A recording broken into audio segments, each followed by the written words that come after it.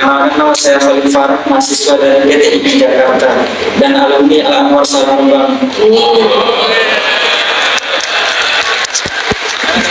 Karena jenengan terkenal dengan logika yang luar biasa, jadi poin saya, apa bantahan Anda? Semoga Allah menjaga jenengan, amin, terhadap orang yang berdalil dengan ayat ini. Fanafakna fihi min ruhina, maka kami tiupkan ke dalam rahimnya sebagian dari roh kami, bahwa Isa itu adalah anak Allah, mengasihi Allah terhadap apa yang dikatakan orang-orang zalim.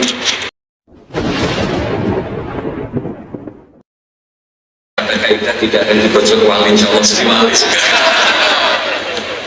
Baik, monggo mungkin ada kita beri dua kesempatan, satu akhwat, satu ikhwan. Yang dikasihkan.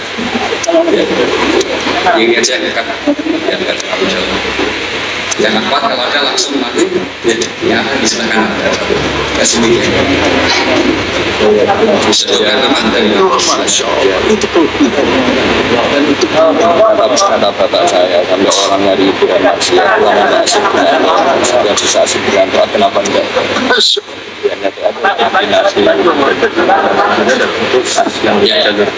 Bismillahirrahmanirrahim. Assalamualaikum warahmatullahi wabarakatuh. Perkenalkan, nama saya Khalid Farah, mahasiswa dari PTIP Jakarta dan alumni Al-Anwar Samarang.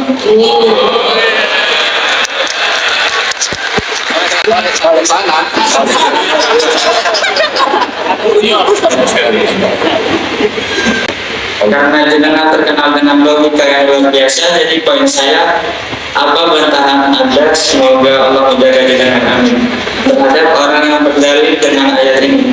Fanafakna fihi min ruhina, maka kami tiupkan ke dalam rahimnya sebagian dari roh kami, bahwa Isa itu adalah anak Allah, mengasihi Allah terhadap apa yang dikatakan orang-orang zalim. Kami berharap jenengan berkenan memberikan penjelasan tentang hal tersebut. Nggak pakai alternatif dulu.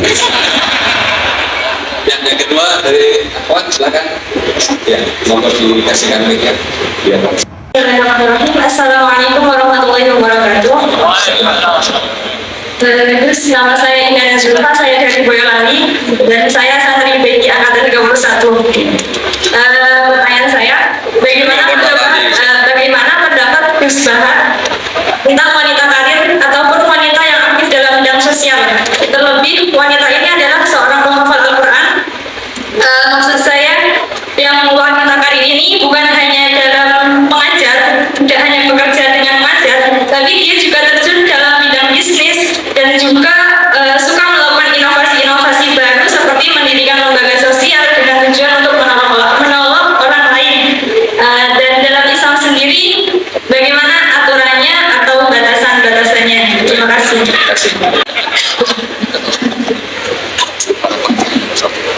Itu sebetulnya nggak perlu dijawab ya, karena memang itu sudah jelas. Ini yang depan-depan kan banyak penghafal Quran, jadi kata roh itu diulang beberapa kali, dan itu tidak hanya tentang Isa, ya, tidak hanya tentang Isa. Misalnya ada ayat wa kadzalika auhayna ilaika ruham min amrina. Dan dulu di era ulama dulu juga pernah ada seorang pendeta yang ya, dengan tanda kutip yang mengganggu karena terus tanya seorang kiai, saya menemukan bukti bahwa di Quran itu ada pengakuan kalau Isa itu ruhwa wa kalimatur. Terus baca ayat yang Anda baca. Terus kenapa yang kau akui hanya Isa? Kalau kata itu juga pernah dipakai Allah untuk Nabi Adam. Nabi Adam juga diistilahkan wa nafakhtu fihi min ruh. Maksud saya bilang santri Anwar kan sealma mater. Aduh kerennya di poin. Kalau Anda hafal Quran pasti kayak saya tahu kalau kata roh itu penggunaannya ada hanya tentang Isa. Dan itu sudah lebih dari cukup itu, dan bikin Anda tobat ingin ngapalkan nanti. Ya kan jelas kan? Ya Pak Sarkasi ya, kan ada wa kadzalika awhayna ilaika ruham min amrina. Tentang Nabi Adam misalnya Pak wa nafakhtu fihi ruhi. Jelas ya? Terus kedua pakai teori ulumul Quran. Teori ulumul Quran itu begini. kata-kata itu, ini keahliannya Pak Kures, kata-kata itu bisa masih ismiyah, bisa masih wasfiyah, atau mengalami perpindahan dari wasfiyah ke ismiyah atau ismiyah ke wasfiyah. Misalnya gini, sesuatu yang hidup namanya apa? Roh. Sesuatu yang hidup namanya kan? Nah, asal kehidupan disebut roh.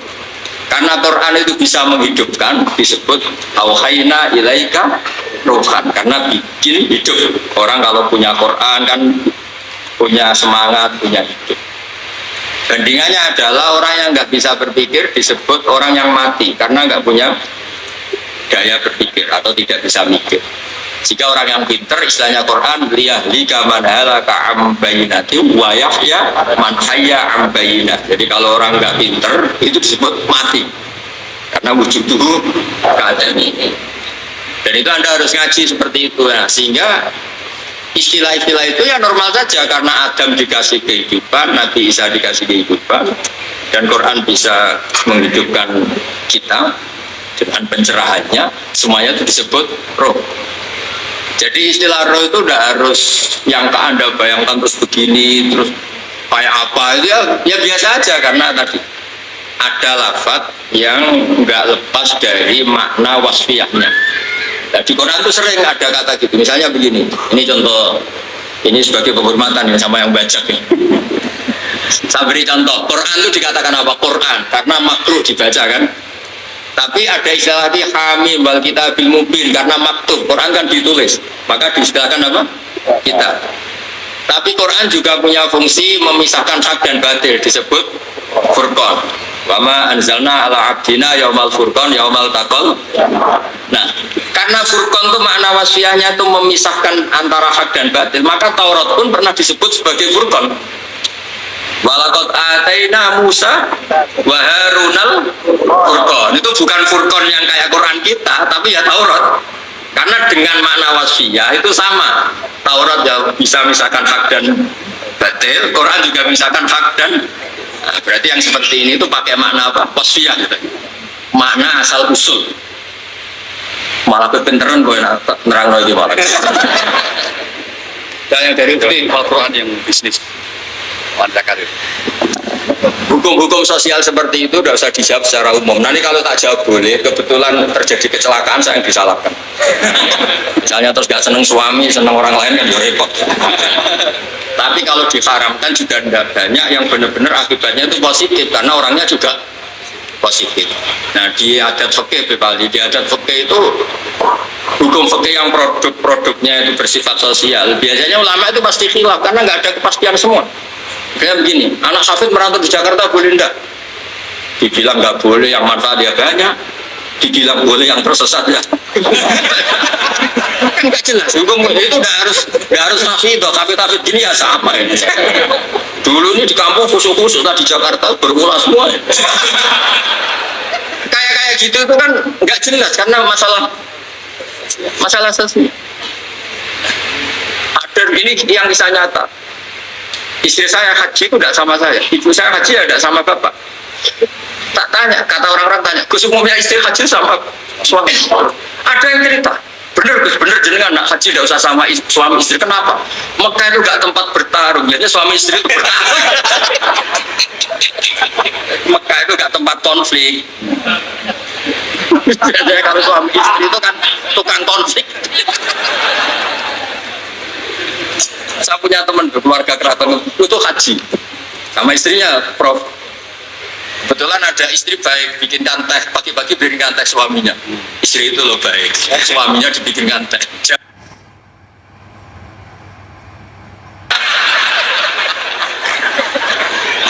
Padahal muji aja jadi perkara. Nah, kalau ini yang kita guyonan, tapi fakta. Habis tawaf suaminya nangis. Kenapa Pak nangis? Orang sebanyak itu kok cantik semua, kecuali kamu. Karena lihat orang Pakistan, Turki, Uzbek gitu. Gantian istrinya tawaf, habis itu nangis. Kenapa kau nangis? Semuanya ganteng kecuali kamu. Artinya gini, kalau haji sama suami istri akibatnya begini, masa kamu masih bilang sunat gitu? Jadi di bab sosial itu gak jelas, apa? Masya Allah. Pernah ada cerita Sayyidah Khadijah, perempuan saudagar, perempuan kaya, sukses. Bahkan ada cerita perempuan yang luar biasa, suaminya tuh gak bener sama sekali. Asia punya suami gak bener, dia tetap jadi orang baik. Ada yang suaminya orang baik, tetap dia gak karu-karuan, istrinya Nabi Nuh. Itu bukti kalau masalah sosial itu gak usah dibakukan. Nah, jadi kalau ditanya orang, "Gus, saya ini perempuan cantik, saya anaknya orang gak punya, saya harus kerja di mana?" Saya mesti fatwanya tunggal. Kalau bisa di pabrik atau tempat terbuka, karena pantangannya perempuan itu layak luar narojilun bimratin. Kalau kamu cantik, usahakan jangan pembantu rumah tangga. Pokoknya usahakan yang di tempat terbuka, karena itu panduannya Islam. Kalau kita punya anak cantik, nyuwun sewu, kendaraan umum kayak bis untuk lebih aman timbang yang privat. Itu kalau boleh memilih. Ini kan cerita fikih. Tapi kalau pakai individu kan tidak ada bisa jamin semua kan. Jadi fikih-fikih sosial itu biasanya ulama tidak punya baku ya. Pokoknya saya ya kalau mau orang baik dan punya akibat baik ya baik. Kalau orang nggak baik ya karena bisa apa kita di depan hukum sosial. Karena ya yang dia itu tadi kita punya contoh Fir'aun itu kayak apa? Keduanya Fir'aun punya istri legendaris namanya siapa? Sia-sia. Nabi Nuh kayak apa? Punya istri seperti jadi misteri kan enggak? Artinya kalau kamu mendewa-dewakan kalau suaminya baik, pasti ya ada juga lingkungannya baik. Lingkungannya Fir'aun kurang apa? Kurang kelirunya, sekeliru-kelirunya, tapi tetap. Nah, terus yang terakhir ini saya saran, kamu ngadepi zaman modern itu harus baca Quran. Quran itu diantara yang dipaparkan mimpi farsi wa jamil labanan kholisan sa'iqal lisyari. Jadi Allah itu bisa mengelola sapi itu kan makanannya rumput. Di tubuh sapi itu ada darah, ada kotoran, tapi sapi bisa melahirkan susu. Itu kata ulama-ulama, apapun rusaknya zaman, sebetulnya gesekan-gesekan di alam nyata ini ada kotoran, ada darah. Kalau kamu orang baik, pasti tetap jadi labanan kholisan. Tidak usah putus asa. Apapun zaman ini kita harus tetap jadi labanan kholisan. Padahal mimpi ini farfiu, antara itu bukti bahwa kita tidak boleh putus asa. Sekarang zaman tidak kayak dulu, tidak kayak zaman Wali Songo. Zaman sekarang pun masih ada begi, masih ada Ustadz Sulada. Itu pakai apa nggak bisa. Tapi karena saya ini kiai baik kan nurut sama Allah wal afina. Ya, wassalamualaikum warahmatullahi wabarakatuh. Dan selanjutnya kita tutup dengan baca hamdalah.